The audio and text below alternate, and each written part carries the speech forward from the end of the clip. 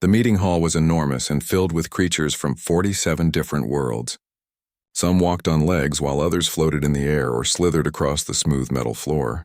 The air carried strange smells and the sound of breathing that did not belong to humans. Ambassador John Carter stood at his podium and looked across the vast chamber. His hands rested on the smooth surface in front of him. Next to him stood Lisa Morgan, who kept checking her tablet every few seconds. Her face showed worry even though she tried to hide it. They had been on this station for 3 months now. 3 long months of talking and waiting and hoping. Earth had sent them here with one mission: to join the Galactic Council as equals. Humanity had proven itself capable in every way. They had built ships that could travel faster than light without any help from other species. They had defended their colonies from pirates and raiders. They had shown they could survive and thrive among the stars. But the Council had other plans. The Vrexian Chancellor rose from his seat. He was tall and covered in silver scales that caught the blue light from above. His eyes were cold as he looked down at the human delegation. When he spoke, his voice came through speakers that translated his words into every language spoken in the chamber. The humans would not be granted membership in the Council. That much was clear from his first sentence. But what came next made John's blood run cold. Humanity would become a tributary state. They would give 60% of everything they made to the Council. Their warships would be limited to defending only their home system. No human vessel could carry weapons strong enough to threaten a planet. Every human colony beyond Earth's solar system would have council governors placed over them to make sure humanity obeyed. The chamber filled with sounds of approval. Clicks and hums and strange musical notes came from all directions. The other species agreed with this judgment. They had done this before to other young races. It was normal to them. It was how things worked in their galaxy. John Carter did not move, but Lisa saw his knuckles turn white as he gripped the podium harder. She had worked with him for 12 years. She knew that stillness meant something was about to happen.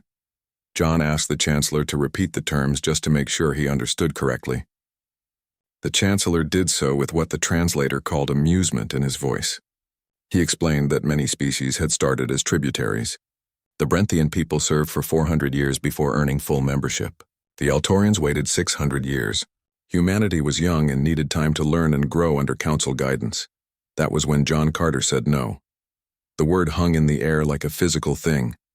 The chamber went completely silent. Every creature stopped moving and stared at the human delegation. The Chancellor's eyes narrowed as he asked John to repeat himself. John said it again, louder this time. Humanity rejected the terms completely. They had come seeking partnership among equals, not chains and masters.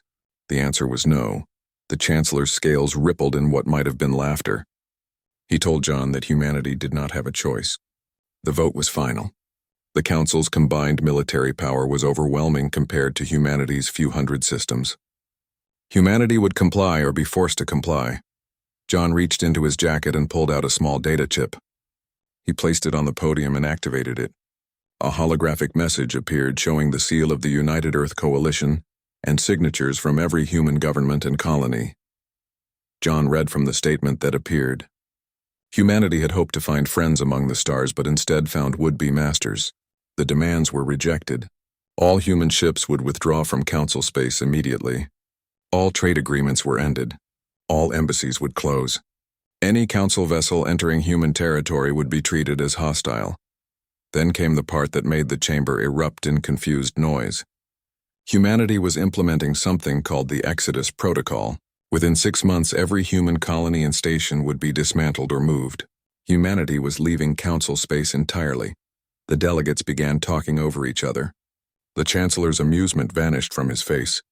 He asked where humanity thought they could go. They could not just abandon their colonies. The infrastructure and investments were too valuable. Lisa stepped forward and said coldly that everything belonged to humanity, and they could do whatever they wanted with their own property. They would take everything with them. Every satellite and station and habitat. They would strip their colonies down to bare rock and leave.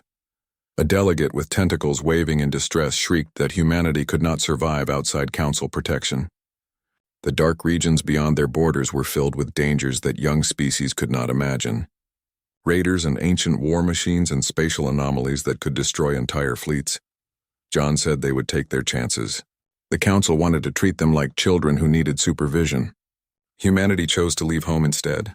They would find their own way far from the council's reach. The chancellor stood at his full imposing height trying to intimidate the humans. He said humanity was making a terrible mistake. When they came crawling back begging for help, the council would remember this insult. John smiled, but his eyes remained cold. He said humans also had long memories, very long memories.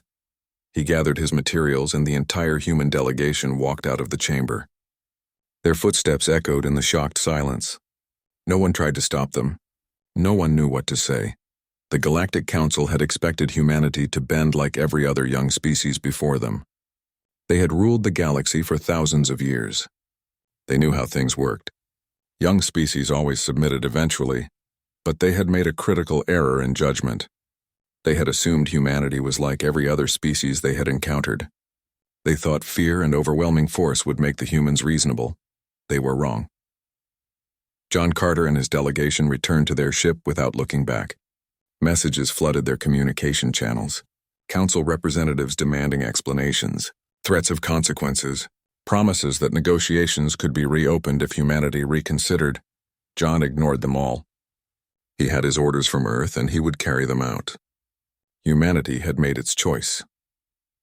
As their ship pulled away from the station, Lisa looked at John and asked if he thought they were doing the right thing. John was quiet for a long moment as he watched the station shrink in the view screen. He finally said that the council wanted to own them. They wanted to take everything that made humanity free and independent. Yes, the unknown was dangerous. Yes, they might not survive, but it would be their choice. Their path, their future, that made all the difference. Behind them, the Galactic Council continued their session, but the mood had changed. For the first time in recorded history, a species had refused tributary status and chosen exile instead. Some delegates dismissed it as foolish pride. Others felt uneasy without knowing why. Something about humanity's choice felt dangerous in a way they could not explain. A species that would abandon everything rather than submit was unpredictable. Unpredictable things were threats to the established order. In the following hours, the council sent more messages. All went unanswered. Humanity had spoken its final word. Now they would act. 6 months had passed since the failed negotiations, and the galaxy watched in stunned confusion as humanity did exactly what they promised. Captain Daniel Hayes stood on the bridge of his transport ship and watched through the main view screen as the last buildings of New Providence Colony came apart. Massive cargo ships hovered above the planet using gravity beams to lift entire city blocks into their holds. The process looked impossible, but it was happening right in front of his eyes. His first officer, Kevin Morris, called out status reports as each section was secured. The fusion reactors were already loaded and safe. The atmospheric processors that made the air breathable were being carried onto another ship. The hydroponic farms where they grew food were packed away. Even the weather satellites and orbital mirrors that helped control the climate were being taken. Daniel asked about the terraforming equipment, and Kevin confirmed they were taking everything. When humanity left this world, it would look exactly as it did before the first colonists arrived. 3 million people had lived here. Now those people waited on temporary stations while their entire civilization was packed into cargo holds. This same scene played out across every human colony beyond Earth's solar system. On mining worlds, they pulled equipment from deep underground tunnels, then collapsed and filled those tunnels to hide any trace of human presence. Research stations that orbited dangerous stars were carefully dismantled and towed away. The stations themselves would be recycled and their materials used for the journey ahead. The scale of the operation was beyond anything the galaxy had seen before. Hundreds of thousands of ships ranging from massive colony vessels to small personal craft worked together. Every human in council space was leaving and taking every single thing they had built with them. Admiral Patricia Cole commanded the entire exodus from her flagship. Her ready room displayed holographic maps showing the position of every convoy and every colony. The logistics were nightmarish, but somehow they were managing it. Her intelligence officer, Commander Lucas Grant, reported that Council military forces were gathering near the border zones. 3 Vrexian battle groups plus hunter packs from 2 other species were positioning themselves along the routes humanity needed to travel. They were trying to intimidate the humans into staying or perhaps planning to force them back. Patricia asked about their defensive positions, and Lucas confirmed all human military vessels were ready. Several battle groups were deployed to protect the civilian convoys. The commanders wanted permission to use their new weapons if the Council tried to stop them. Patricia thought carefully before answering. Humanity had spent the negotiation months developing new technologies in secret. Their military had capabilities that would surprise anyone who tried to attack them. But she preferred to leave without bloodshed if possible. She told Lucas to keep all forces on standby. They would defend themselves if attacked, but they would not start a war. The exodus continued for weeks, and the Galactic Council sent diplomatic missions almost daily. They demanded explanations. They threatened consequences. They promised to reopen negotiations if humanity would just stop and reconsider. Every message was ignored. Humanity had made its decision, and nothing would change it. Back on Earth, the final preparations moved forward. The home system would remain, but it would become a fortress. Massive defense platforms were under construction in orbit around Earth and Mars and the Moon. Several asteroids had been converted into military bases. If the Council wanted Earth, they would pay a terrible price for it. But most of humanity was leaving to venture into the unknown regions that even ancient civilizations feared to explore. Lieutenant Kelly Barnes stood in the observation deck of the colony ship. New Horizon watching Earth grow smaller behind them. Thousands of other colonists crowded around her, all watching their homeworld recede into the distance. Many people cried openly. Some looked excited about the adventure ahead. All of them felt uncertain about what would come next. A young engineer named Peter stood beside Kelly and asked if she thought they were doing the right thing. Kelly considered the question seriously. She had volunteered for the exodus knowing she might never see Earth again. She left behind friends and family who chose to stay. She was heading toward a destination that navigation teams were still calculating. She finally told Peter that the Council wanted to own them. They wanted to take away human freedom and autonomy and control their future. Yes, they were heading into unknown dangers.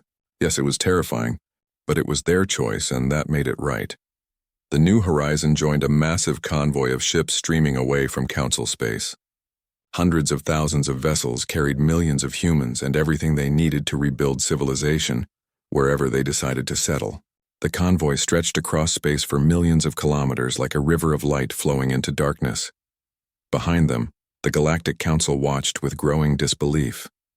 Species did not just leave. They did not have the courage or ability to venture into unexplored regions.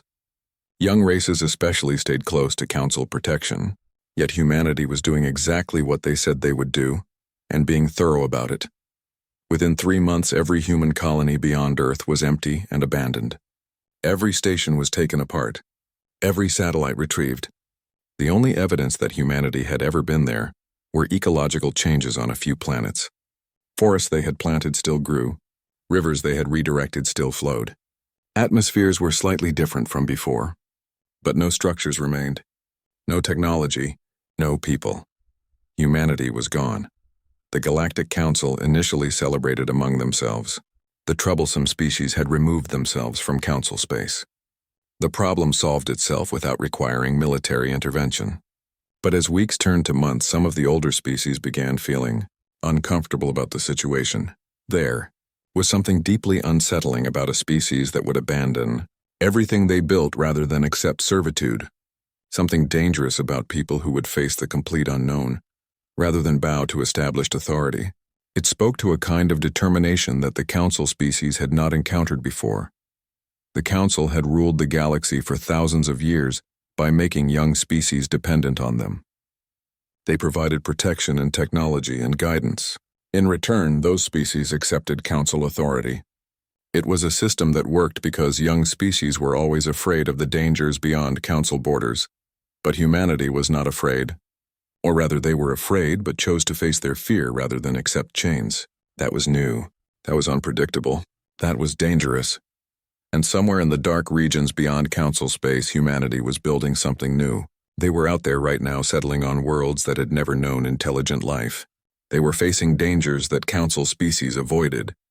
They were alone in the darkness. The question that began to trouble some Council members was simple but profound.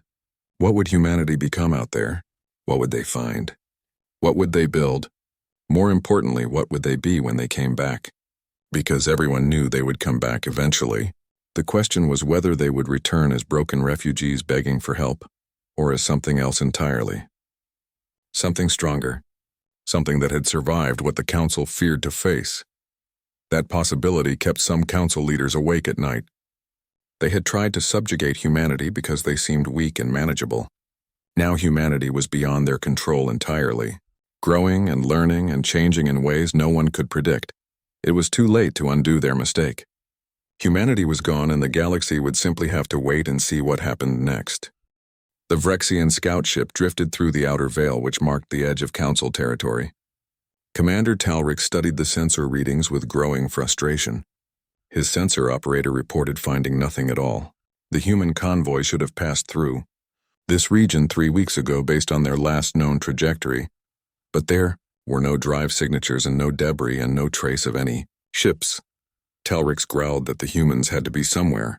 A fleet that size could not simply disappear into nothing. He ordered his crew to expand the search pattern and push deeper into uncharted space. The Council had sent dozens of scout ships to track where humanity went, partly out of curiosity and partly because they needed to know where the troublesome species had gone. 6 hours into the deeper search, the sensors detected something ahead. The operator reported a debris field with configurations that matched human ship components. Talrix felt satisfaction rise in his chest. Finally, they had found something. He ordered the ship to move in for a closer look. As they approached the debris field, the crew realized it was much larger than expected. Fragments of hull plating and twisted metal and shattered equipment floated in a vast cloud that stretched for thousands of kilometers in every direction. The sensor operator spoke quietly, saying this was not one ship. This was dozens of ships, maybe hundreds of them. Talrix felt his scales ripple with unease. He asked what could do such damage. The operator worked at his console before reporting that he detected evidence of energy weapon impacts and explosive decompression and extreme temperatures consistent with plasma fire. But the weapon signatures did not match any known technology. Not Vrexian and not any other Council species. They spent 3 hours cataloging the debris and collecting samples and scanning for survivors. They found none. Whatever happened here had been catastrophic and complete. Every ship was destroyed and every person aboard was dead. The Vigilant Purpose transmitted its findings back to Council space, then continued deeper into the unknown, following the trail of destruction. What they found over the next several days filled them with growing terror. More debris fields scattered across multiple star systems. Entire convoys destroyed. Some of the wreckage was alien in design mixed with human remains, which suggested the humans had fought something. But what had they fought? Then they found the station floating in the void like a monument to death. It was massive, easily 50 kilometers across. The design was unlike anything in Council records. Angular and menacing and covered in what appeared to be weapon emplacements and sensor arrays. And it was completely dead, powered down and cold and silent. Talrix asked if there were any life signs and the operator confirmed there were none. The station appeared to have been abandoned. But there was significant damage to the structure. Hull breaches and internal explosions. Whatever this thing was, something had torn it apart from the inside. The operator worked for several minutes trying to identify the builders. Finally, he reported that there was no match in their database, but based on material degradation and radioactive decay patterns, the structure was at least 2,000 years old, an ancient automated defense station. The kind of nightmare that Council species had learned to avoid in the dark reaches of space, and humanity had apparently run straight into it. Or had they? The operator reported detecting something else ahead. A marker buoy transmitting in multiple languages, including Galactic Standard. They retrieved the buoy and played its message. A human face appeared on their screen.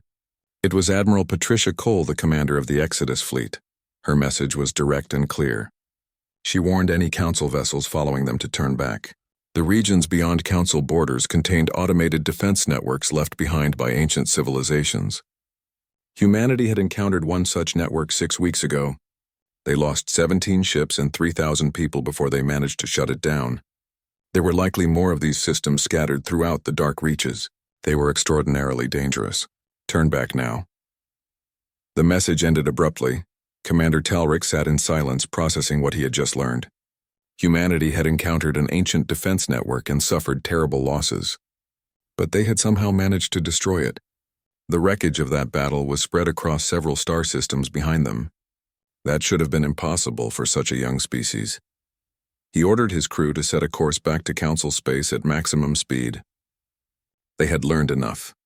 It was time to report their findings and let the Council decide what to do next.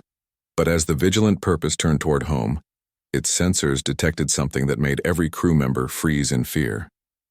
A massive energy signature was approaching fast from deeper in the unknown regions. Another automated defense platform, and this one was fully operational and very angry. The scout ship barely escaped jumping to faster than light speeds, just as the ancient weapon system opened fire. As they fled, their sensors caught glimpses of the thing pursuing them. A structure of immense size bristling with weapons launched from some hidden facility in the darkness. And it was following them toward Council space. News of the incident spread quickly through the Galactic Council. Reports from the Vigilant Purpose and other scout ships painted a disturbing picture. Humanity had gone into regions filled with ancient dangers.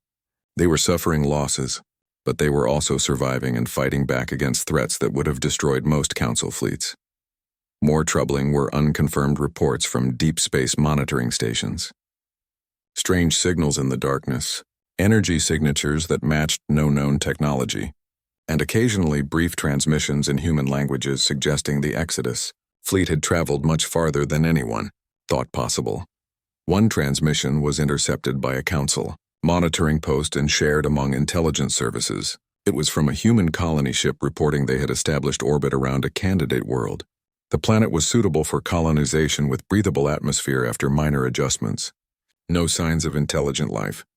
They had detected 3 more inactive defense platforms in the outer system.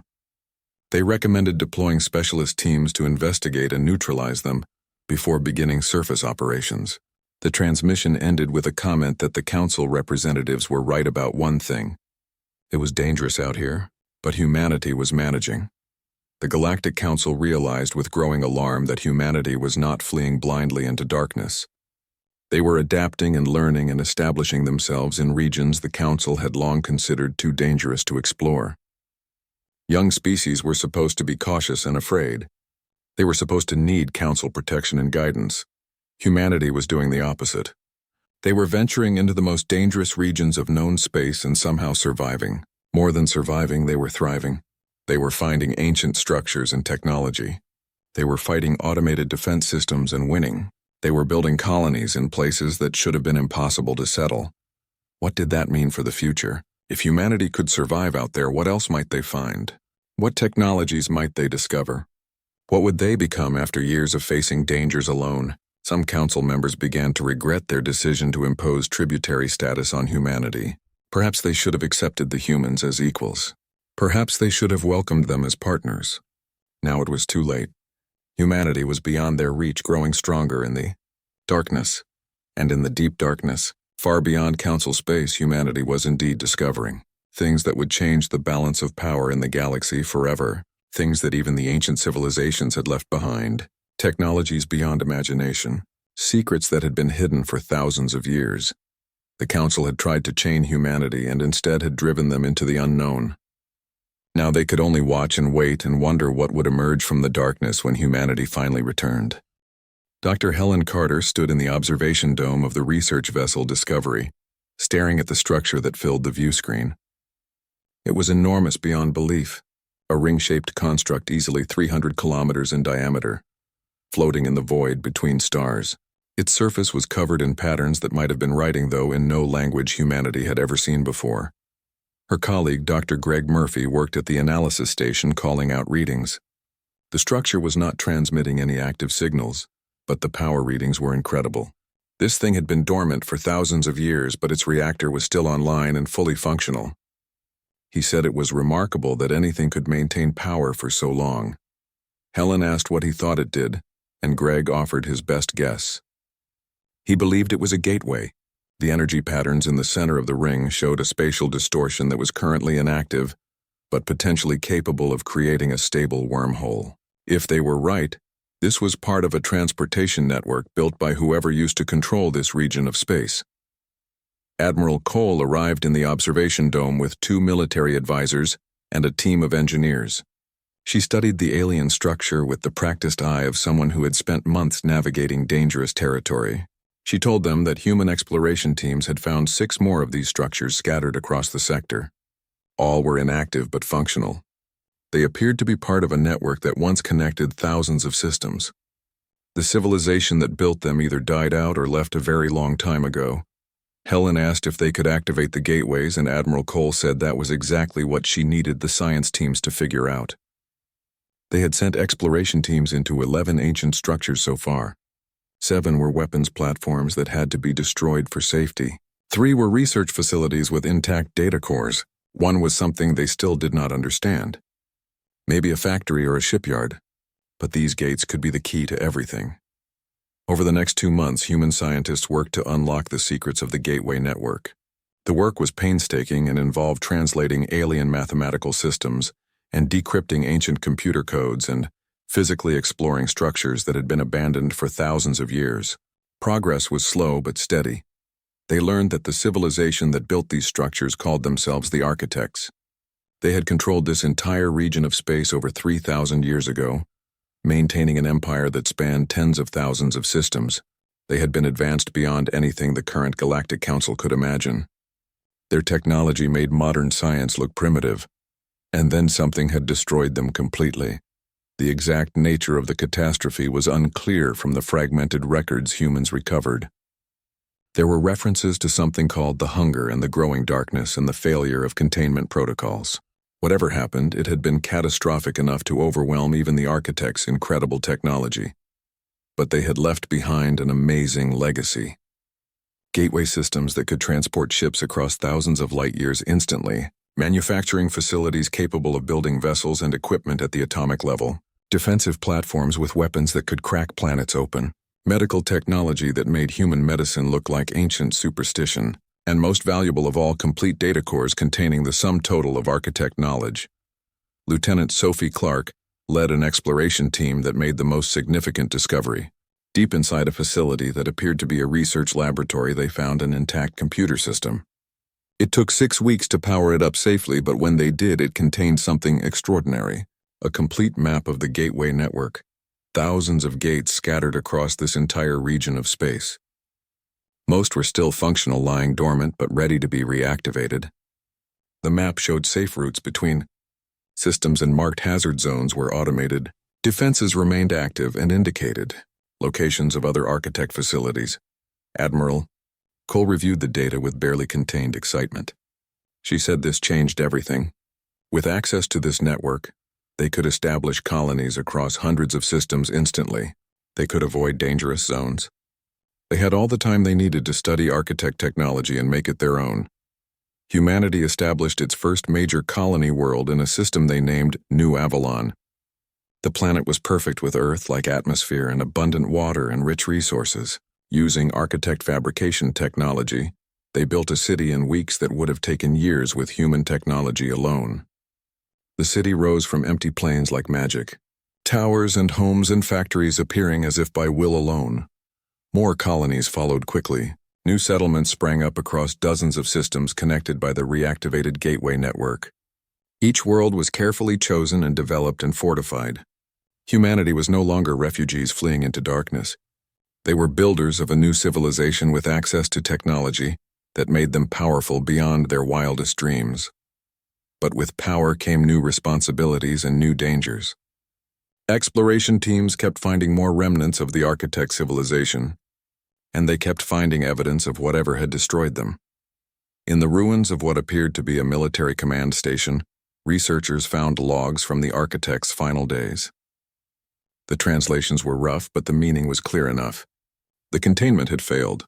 Something spread across all vectors. They could not stop it. They could not even slow it down.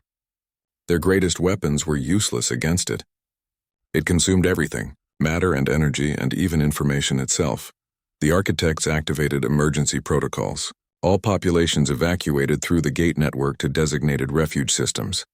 All military assets converged on the core worlds to buy time for evacuation. The message stated clearly that this was the end of their civilization, but perhaps not the end of all life. If anyone found this message, they should know one critical thing. Do not seek the old core worlds. Do not try to discover what they faced. Run, build elsewhere, survive. The Message ended abruptly, cutting off mid-transmission, as if the recorder had been suddenly destroyed. Greg asked Helen what she thought it meant, and she said quietly that she thought the architects ran from something so terrible that they abandoned everything they had built, and that something might still be out there in the darkness waiting. Greg asked if they should tell the Admiral, and Helen looked out at the stars, at the vast darkness between them. She said yes. Everyone needed to know. They had found incredible technology, but they had also found a warning. They needed to figure out if whatever destroyed the architects was still a threat. Humanity had left Council space to escape subjugation. In the darkness beyond, they had found ruins of a civilization that once dominated this region. They had gained access to technology that made them powerful enough to rival the entire Galactic Council. Their ships now used architect designs. Their weapons could destroy planets. Their gateways allowed instant travel across thousands of light years. But they had also inherited a mystery, and potentially a danger. As humanity built its new civilization among the stars, they did so with growing awareness that they were not alone in the darkness. The greatest threats in the galaxy might not be the Council species who tried to subjugate them. Something had destroyed the architects despite all their power and technology. Something had made them run despite having weapons that could crack worlds and ships that could cross galaxies. Something had ended an empire that spanned tens of thousands of systems. And somewhere in the deep darkness, that something might still exist, waiting in the void between stars. 9 months after humanity's departure from Council space, the Galactic Council convened an emergency session. The mood in the chamber was tense and almost fearful. This was very different from the smug confidence that had filled the room during the last human delegation meeting. Chancellor Talrix of the Rexian Empire addressed the assembly, and his scales were now muted gray, rather than the proud silver they had once been. He told the gathered delegates they needed to acknowledge reality. Humanity had not collapsed as predicted. They had not returned begging for assistance. Instead, they appeared to have established a thriving civilization in regions the Council deemed uninhabitable and too dangerous to explore. A Brenthian delegate spoke, up with her crystalline form pulsing with agitation. She said that was not even the concerning part. The concerning part was what their long-range monitoring stations had detected. Energy signatures consistent with ancient technology, the kind they only saw in archaeological sites. The humans had found something out there, something powerful. A Quilian representative rippled with skepticism, asking if humanity had found something or awakened something. Their scout vessels had detected increased activity from automated defense networks in the outer regions. Systems that had been dormant for thousands of years were suddenly coming online. 3 deep space research stations had been destroyed by unknown attackers in the past month alone. Another delegate pointed out that those stations were positioned near the borders of what humans now called their territory. Humanity had claimed an entire sector of space covering thousands of systems, and they were actively defending it against any intrusion. Talrix demanded to know with what force they were defending it. He had seen the human military when they left. They had perhaps 300 warships. Even with ancient defensive platforms, they could not possibly control that much territory. An intelligence officer approached the podium and projected a holographic display showing Council space and the regions beyond. Red markers indicated confirmed human activity. Yellow markers showed areas where human vessels had been detected but not confirmed. Blue markers indicated unexplained energy signatures that might be human in origin. The chamber fell completely silent as they realized the scale of what they were seeing. The markers covered an area larger than the Council's own territory. It seemed impossible, but the data was clear. The intelligence officer explained that this data came from multiple sources: long-range sensors and scout ships that survived encounters and intercepted human communications. The humans had established at least 40 major colonies and over 200 smaller settlements. They were using some kind of rapid transportation system that allowed them to move between systems almost instantly. Their technology had advanced dramatically in less than 1 standard year. A Yaltorian senator, who was one of the eldest members of the Council, spoke in a trembling voice. She said the Architect's Gate Network. The humans had found it and reactivated it. This was unprecedented in galactic history. A younger delegate asked what the Architects were, and the old senator explained. Ancient history from over 3,000 years ago. A civilization that existed in those regions and was powerful beyond measure. They controlled tens of thousands of systems with technology far superior to anything the Council possessed. Then they vanished, leaving behind automated defense systems and ruins. The regions beyond Council borders were once architect territory, and now humanity had claimed it. The chamber erupted in argument. Some demanded immediate military action to stop humanity before they became too powerful. Others advocated for diplomatic outreach to repair relations.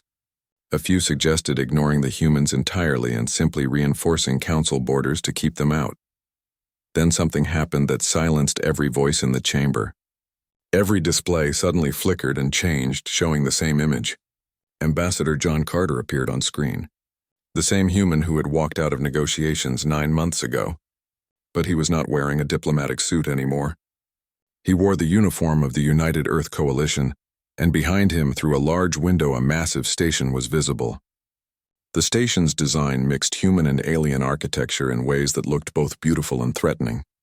Carter greeted the Galactic Council in a calm, almost friendly voice. He said he was transmitting from Gateway Station Prime, which was the capital of the United Human Territories. He thought it was time they had a conversation. Chancellor Talrix found his voice and began listing violations of Council laws.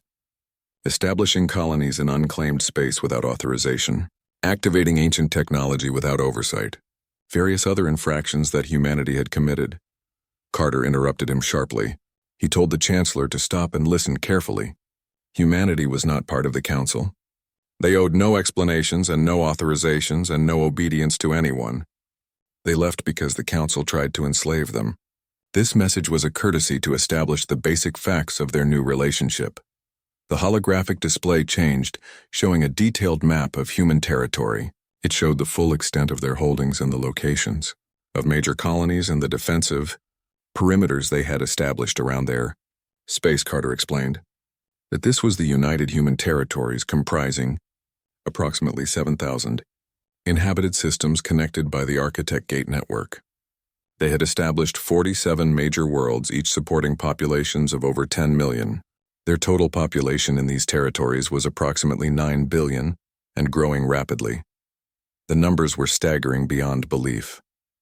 In 9 months, humanity had built an empire that rivaled the oldest Council species in scope and scale. Some delegates made sounds of disbelief, but the data was displayed clearly for all to see.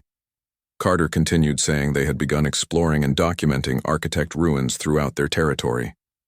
They found incredible technology which they were studying and adapting for their own use. They found records and history and warnings left behind, and they found weapons. Weapons that made Council fleets look like toys in comparison.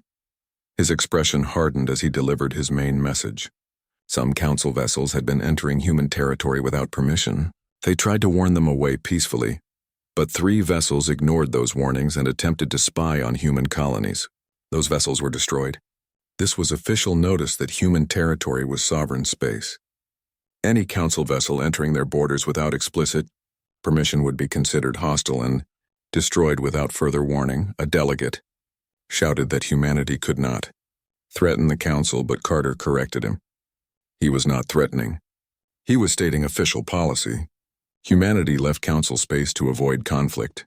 If the Council stayed out of human territory, there would be no problems. But if they sent fleets to intimidate or tried to force humanity back under their control, they would regret it deeply. The display changed again, showing footage of a human warship unlike any design the Council had seen. It was enormous, spanning kilometers in length. The hull seemed to shimmer with barely contained energy. The design incorporated ancient technology merged seamlessly with human engineering. Carter identified it as the Defiant, first of the Architect-class warships. Humanity had built 12 of them, with more under construction. Each one carried weapons capable of sterilizing planets from orbit or punching through any shield system Council species possessed. They had tested them extensively on ancient defense platforms throughout their territory. The footage showed the Defiant engaging an Architect defense platform. The ancient station's weapons carved through space with beams of exotic energy that would have destroyed any Council vessel instantly, but the human ship's shields held without difficulty. Then the Defiant returned fire. What happened next shocked every delegate into stunned silence. The defense platform that had survived thousands of years and would have required an entire council battle fleet to destroy simply came apart. The human weapons did not just penetrate its defenses, they unmade the structure at a fundamental level, causing it to collapse into expanding clouds of particles. Carter said clearly that humanity did not want war. They left to find peace and freedom far from council interference, but he wanted everyone to understand that humanity would defend itself. They now had the means to do so against any threat, no matter how large. The humans the council tried to subjugate were gone. They had become something different, something the council should be very careful about provoking. The transmission ended abruptly, leaving the chamber in shocked silence. Then everyone began talking at once. Fear and anger and disbelief and calculation filled the air as delegates argued about what to do. Chancellor Talrix called for order, and when the chamber quieted, he spoke carefully. They needed to reassess their position completely. Humanity was clearly no longer the minor species they tried to bring under control. They had become a major power in less than a year, controlling territory and wielding technology that made them equal to any council member species. The Brenthian delegate asked what he proposed, and Talrix said they should do what they should have done originally: treat humanity as equals, respect their borders, and hope the humans remembered that the council let them leave peacefully even if the initial approach was wrong. But in private communications after the session, a darker sea